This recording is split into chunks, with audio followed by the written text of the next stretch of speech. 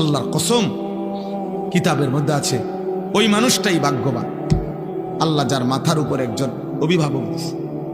সিরাতাল্লাযীনা আন'আমতা আলাইহিম, সিরাতাল্লাযীনা আন'আমতা আলাইহিম। আল্লাহ শিখাইছেন, বান্দা আমাকে এভাবে ডাকো, বলো যে আল্লাহ আপনি আমাকে সিরাতে মুস্তাকিম দেন, আপনি আমাকে সরল সঠিক জান্নাতের রাস্তা দেখান। তবে সেই রাস্তা তো অনেক লম্বা, এখান থেকে জান্নাত এত লম্বা পথ আমি একা পাড়ি দিতে পারবো না মাওলা। এত লম্বা পথে আমি মাঝখান দিয়া বিভিন্ন রোডে হারায় যাব গুনার রাস্তায়।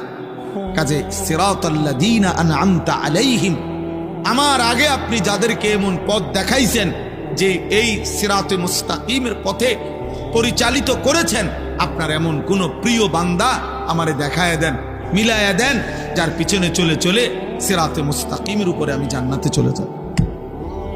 এটাই আয়াতের অর্থ। গায়রিল মাগদুবি আলাইহিম ওয়ালাদ-দাল্লিন। আল্লাহ যাদের উপরে আপনার গজব, আপনার লানত পড়ছে যাদের উপরে, এমন নাফরমানের সঙ্গ আমারে বানায় না, এমন নাফরমানের সঙ্গ আমার উপর বানায় ওয়ালাদ-দাল্লিন।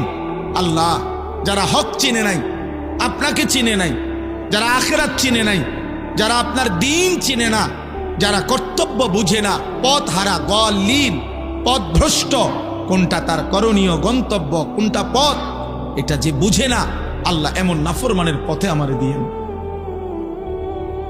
এর চাইতে একা থাকা ভালো,